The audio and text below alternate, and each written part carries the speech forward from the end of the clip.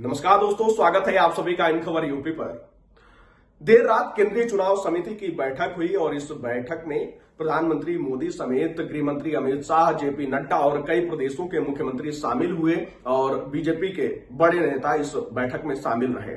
और यहां पे उत्तर प्रदेश की 80 लोकसभा सीटों पर चर्चा हुई, जिसमें से जो सूत्रों के अनुसार जानकारी निकलकर सामने आ रही है 52 सीटों पर उम्मीदवारों के नाम तय हो चुके हैं। और जो जानकारी सूत्रों के अनुसार आ रही है उसके अनुसार 2 से 3 दिनों के भीतर बीजेपी अपनी पहली लिस्ट जारी कर सकती है उन प्रत्याशियों के नामों के ऊपर जिनके ऊपर मुहर लगी है। और वहीं उत्तर प्रदेश की 14 सीटें प्रमुख रूप से हैं, वो 14 सीटें जिन पर बीजेपी को पिछले चुनाव में हार का सामना करना पड़ा था, उन सीटों पर काफी जद्दोजहद और मंथन के बाद नाम तय कर लिए गए हैं। बीजेपी का पहला फोकस उन 14 सीटों पर ही है।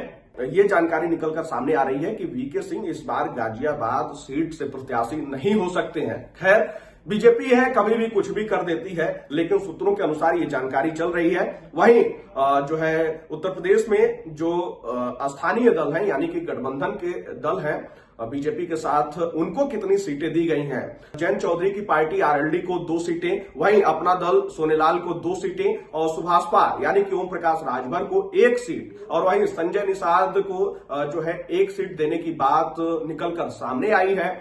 अब देखना होगा कि बीजेपी आखिर क्या कुछ करती है। बीजेपी का पहला फोकस यही है कि चुनाव की घोषणा होने से पहले ही उन 14 सीटों पर मेन फोकस किया जाए और उससे पहले ही उन 14 सीटों पे प्रत्याशियों के नामों की घोषणा कर दी जाए। खैर, बीजेपी कब क्या करेगी ये कोई नहीं जानता है, लेकिन ये सूत्रों के अनुसार जानकारी निकलकर सामने आ रही थी जो हमने आपके साथ साझा किया। खैर, आपकी क्या राय है इस पे? आप अपनी राय कमेंट बॉक्स में हमें जरूर बताइएगा।